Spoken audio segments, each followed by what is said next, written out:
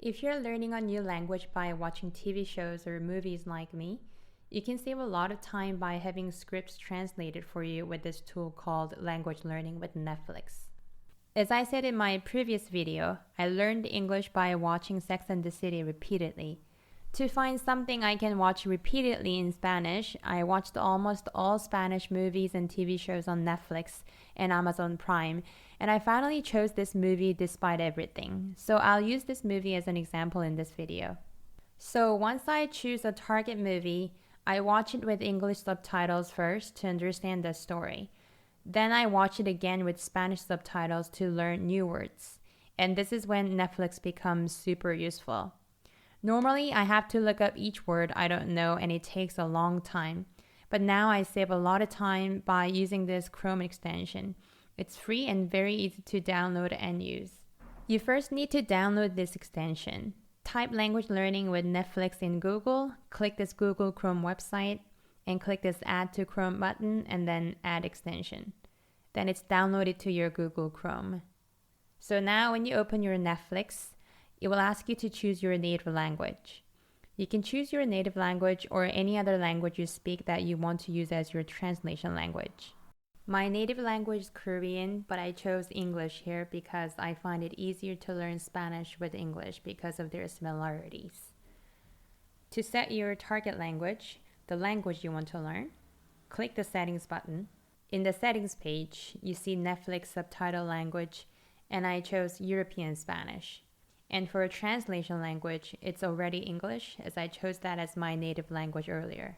But if I want to, I can change it to Korean here, and you can see the translation language change immediately below. You will also see machine translation here. It's a paid feature, but you can try it during the first 30-day free trial.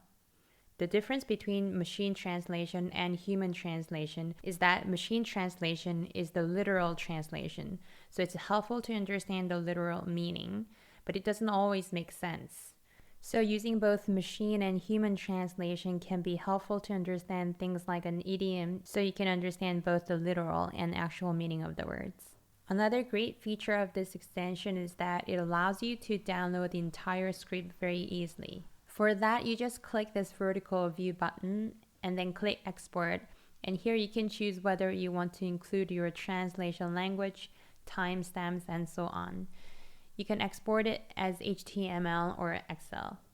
This tool also saves you a ton of time as you no longer have to look up a dictionary. When you hover over a word you want to know the meaning of, it will pause the screen and show you the meaning. If you click the word, it shows you other possible translations and also links to other dictionary websites like Word Reference.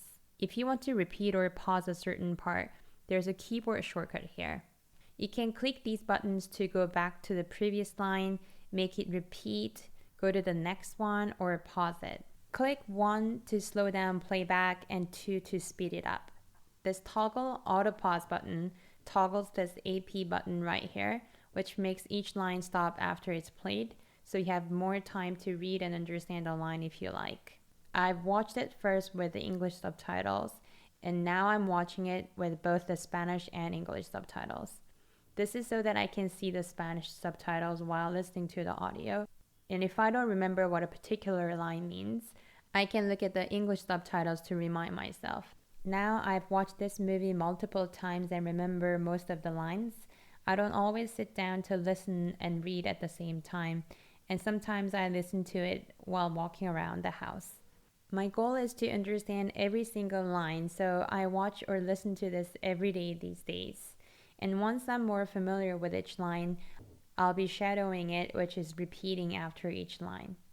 I watched almost all Spanish movies and TV shows on Netflix to find the one to focus on, and I chose this because, one, it is a feel-good movie.